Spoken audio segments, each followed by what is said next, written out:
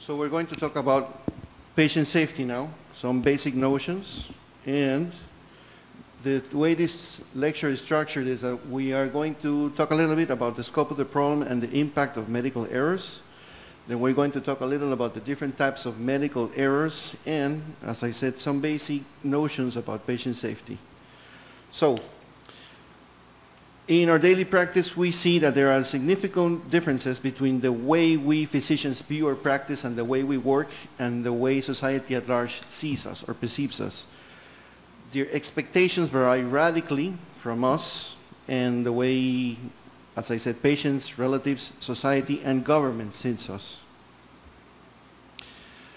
When we took the Hippocratic Oath, we said something like, I will prescribe a regimen for the good of my patients, according to my ability and my judgment, and never do harm to anyone.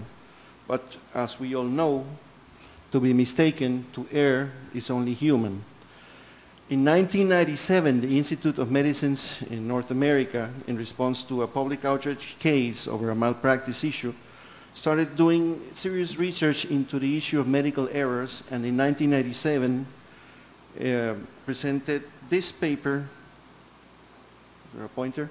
Yeah, stating that by 1997, the number of medical-related deaths from the US was estimated to be somewhere between 44,000 and almost 98,000, making that the medical errors were nearly the third most common preventable death in the US at the moment. So, we can define a medical error as a failed action to be completed as intended or the use of a wrong plan to achieve an aim. Errors can include problems in practice, products, procedures, and systems. But, as the report clearly stated, the majority of medical errors are the result of systemic problems rather than poor performance of individual providers. When we take a minute to consider what is a system is a set of interdependent parts with a common aim, and they are all designed to produce perfectly the results that they want to produce.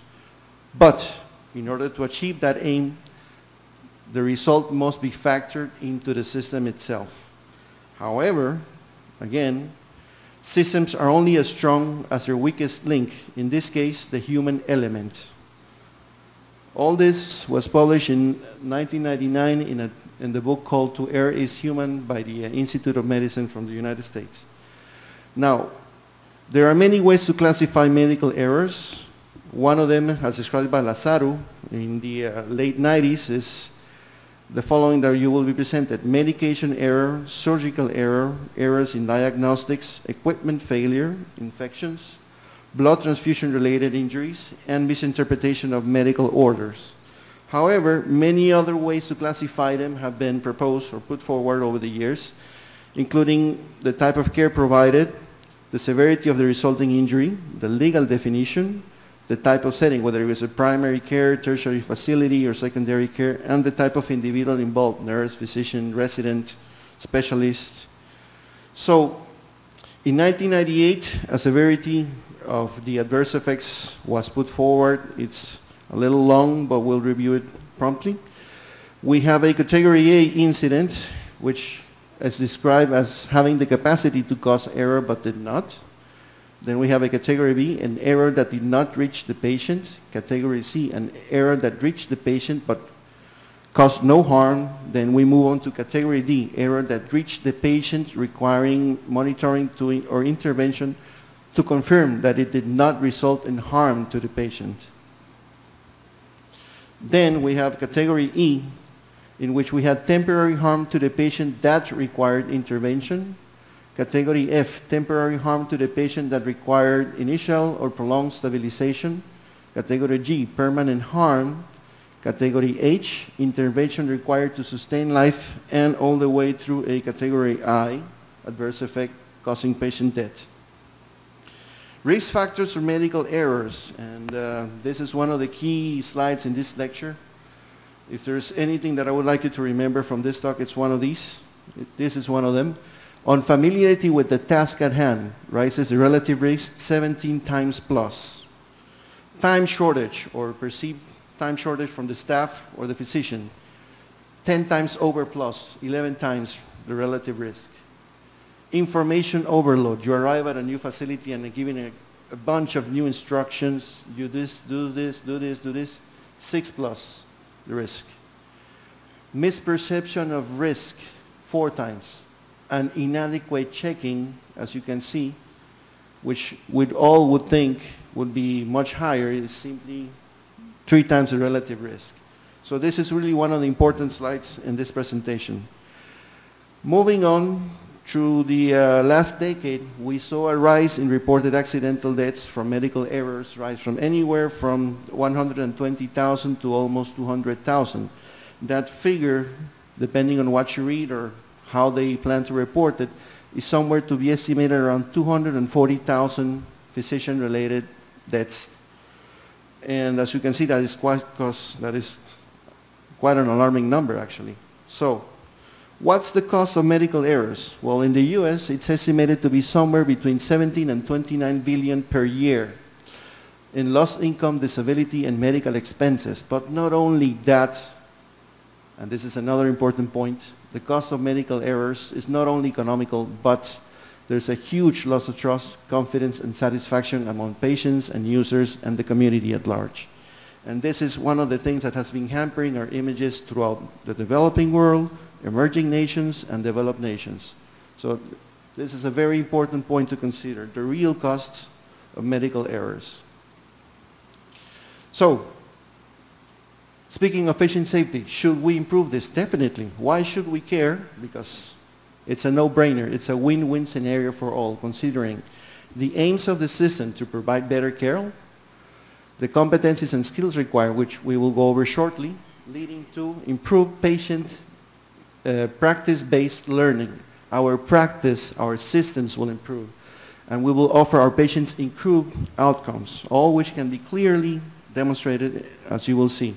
Now, what is patient safety? According to the World Health Organization, it's prevention of avoidable errors and adverse effects to patients associated with healthcare. Now, there are breaches in patient safety which we will call incidents, and basically it is any unwanted or unexpected incident which could come or did lead to harm to one or more patients receiving medical care. These incidents can be further classified into as a near miss, an incident, and a never event. Basically, a near miss is any incident that caused the potential to cause harm but did not. Now, an incident is an unplanned occurrence where there is injury or loss of life and loss or damage to persons and or property. It may be physical, psychological, or emotional. A never event is a serious, largely preventable patient safety incident that should not occur if the available measures which have been implemented have been followed. As you can see, the implications of each one is very, very different. Now, another element that we figured came constantly into light when we were preparing these talks is the element of quality. And now we are all held accountable for not only the outcomes, but the way in which we reach those outcomes. So, speaking of quality healthcare, well, it should be free from errors. It should be a safe system. It should be consistently offering the best practices, so it should be reliable, and it should provide a great service for our patients. Now, this is another very important slide in this presentation. The Healthcare and Safety Matrix developed by the Vanderbilt University around 2004 by Bingham and Quinn.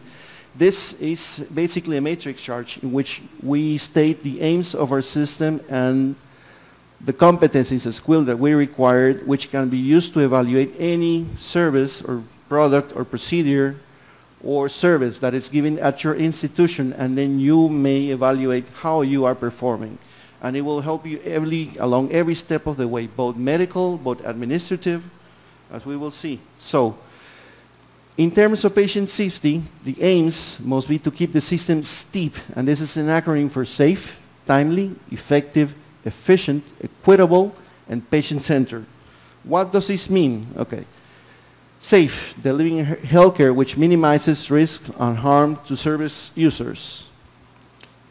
Timely, reducing waits and sometimes harmful delays for both those who receive and give care.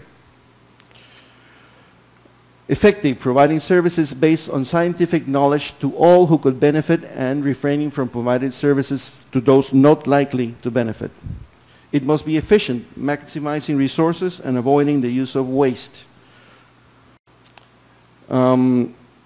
Equitable, care that does not vary because of personal characteristics such as gender, race, ethnicity, geographical location, or socioeconomic status. And patient-centered, which takes account the preference and aspirations of the individual and its culture, or those of their communities.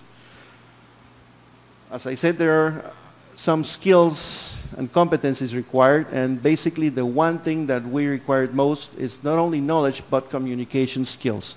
You have to communicate not only with you and your staff, your patients, their relatives, but also it's very important that you communicate with other team members, be it not only orthopedic colleagues, the nurses in your ward, the administrative staff working for you, the OR staff, other providers, and as I said, this is the third most important point in this lecture is this: you need to communicate. You can't do everything on your own and expect everyone to follow suit. We must be professional, and it must be a system-based practice. It must be policy of your hospital, institution, or branch. It cannot be a solo effort. You will get nowhere with that. So, in conclusion, medical errors are real. They must be reported. They have a tremendous influence in morbidity, mortality, and outcomes. However, they are largely preventable, provided we, as a team, remain ever vigilant at every step of the way. And we must critically perform a revision of our existing practices at every level. You need to have a sit-down, a powwow, whatever you want to call it, a brainstorming session with your staff, with your administratives, and review everything that you do to see how it could improve and what are the flaws that could be corrected in it to avoid patient safety incidents. Thank you very much.